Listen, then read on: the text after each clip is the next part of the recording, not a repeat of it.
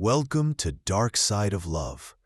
Tonight we're diving deep, deeper than comfort allows, into the heart of silence. The kind of silence that doesn't happen overnight, but drips in slowly like a leak in the roof you swear you'll fix. This is a story about love, not when it's new and easy, but when it's tested. When the person you once whispered dreams to becomes someone you barely speak to. It began on an ordinary night. You know the kind. The couch, an old romantic comedy on, the scent of buttered popcorn lingering in the air. Her pick, by the way. Emily had that quiet focus, eyes on the screen but mind clearly elsewhere. I shifted closer, familiar gesture, arm over her shoulder, a kiss on her neck. Routine, comfortable. But that night, she froze, like I was someone new. She paused the movie, turned, not angry, not loud, just cold. "Just because we're married doesn't mean I owe you intimacy," she said. It landed like a punch I hadn't braced for. No raised voices. Just that detached delivery that stings sharper than fury. I pulled back, confused, hurt. That moment didn't scream, it whispered.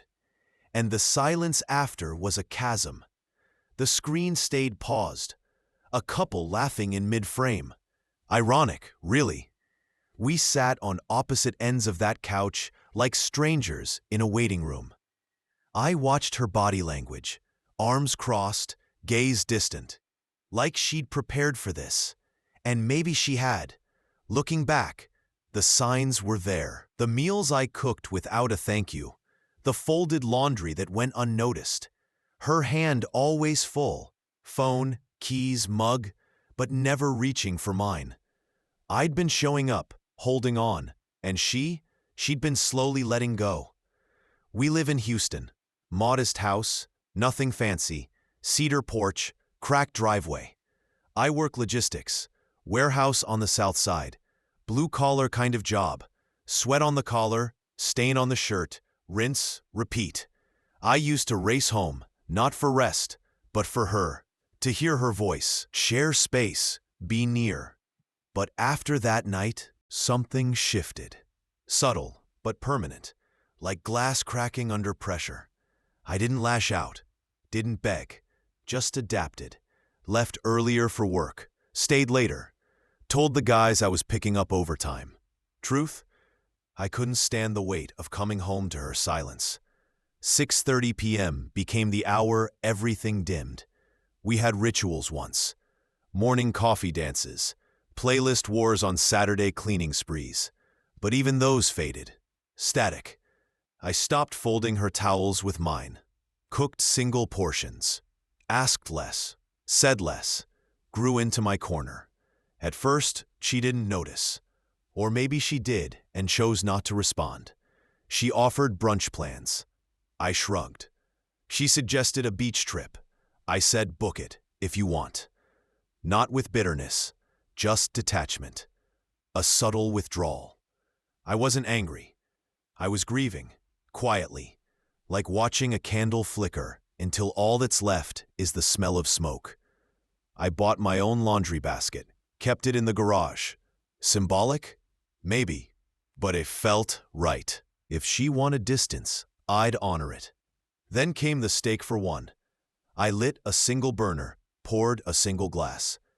She walked in post-yoga, lavender and eucalyptus trailing behind her. "No dinner for both of us?" she asked. I answered without looking up. "Didn't think you'd want any." That silence returned. The kind that wraps around the house like fog, thick, suffocating. She watched me mop muddy paw prints off the kitchen floor, one night after missing the dog's vet appointment. Didn't speak, didn't help, just stood there, small. I felt invisible, and in a strange way, I think she did too. Because independence isn't about solitude, it's about survival. And when you try to build a life alone within a relationship, you end up with chores no one sees, emptiness no one shares, and echoes where laughter used to be. One morning over coffee, she announced he'd gotten a job. Retail. Boutique. Westheimer. She said it like a challenge. I met it with a nod. Do what you want. At first, she dove in. Early alarms. Outfit planning. Big talk about inventory systems. But slowly, reality crept in. The fridge went bare. Missed shifts. The shine dulled. I'd come home late, soaked in warehouse sweat, and find her in yesterday's clothes, the leash untouched, the dog pacing. She forgot appointments, forgot dinner, forgot how to look me in the eye. And I kept moving, mopping, folding, fixing.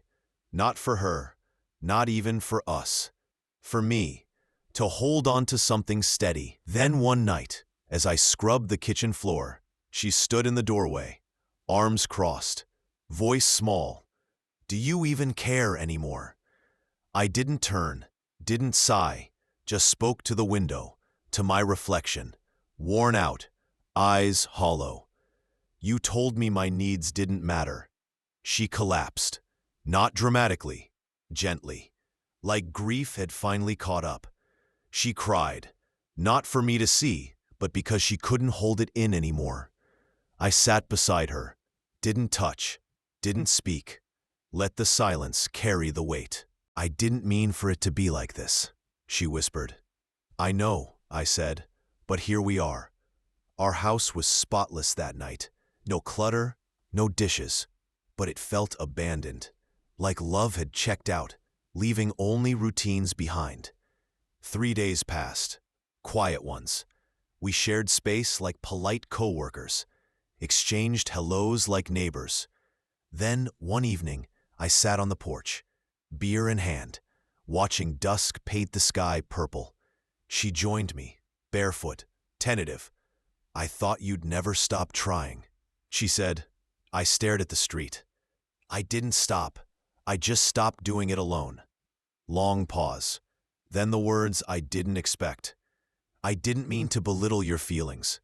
I didn't understand what I was pushing away. I turned. Her eyes were soft, not defensive, not hardened, just tired, honest. I thought saying no gave me strength, she said, but it just built walls I couldn't climb back over. Love doesn't keep score. That's what I wanted to tell her, and maybe I did. She kept talking. I was scared. Scared if I said yes, to touch, to vulnerability, I'd owe you something. You never owed me anything, I said. You just stopped choosing me. She nodded, and for the first time, I saw the weight of it land. That night, we didn't fix it. We didn't kiss under stars or rewrite vows. We sat, together, not out of obligation, but choice. The next morning, the kitchen was clean. Not sparkling, just noticed. She'd seen what I'd carried and picked it up. That night, music drifted through the house.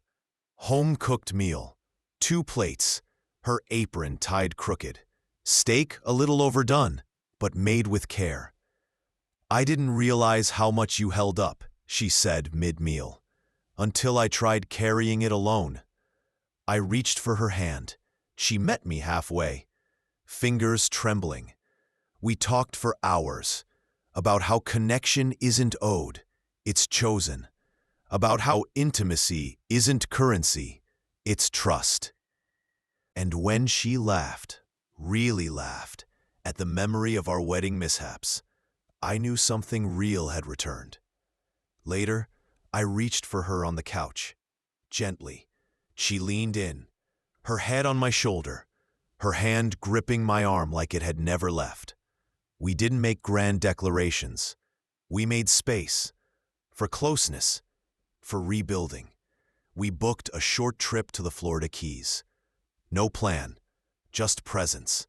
That first night, we walked barefoot on the beach. Her hat flew off in the breeze. I caught it, placed it back gently. No jokes, no agenda. Just her, me, us. On the porch swing under stars, she whispered, This feels like the beginning. Maybe it is, I replied. She looked up, no longer behind a wall, but stepping out of it. I used to think love was giving everything, she said, but it's really giving something small, every day, on purpose. We watched the sunrise the next morning, holding chipped mugs, weak coffee, stronger connection. Our conversations were mundane, dinner plans, swim before lunch, but laced with intention. On our last night, we danced in the sand, offbeat, windy, her hair in my mouth, but we laughed. "Thank you," she whispered, "for not giving up on me." I kissed her forehead. We're just getting started. Back home, nothing had changed, and everything had. Because the biggest lesson wasn't that love takes work. It's that the work is worth it when you do it side by side. If you've ever had to rebuild love from the ground up, brick by brick, would you do it again? Let me know in the comments. And if this story stirred something in you, like, subscribe, and stay connected. There's always more to uncover here on the dark side of love.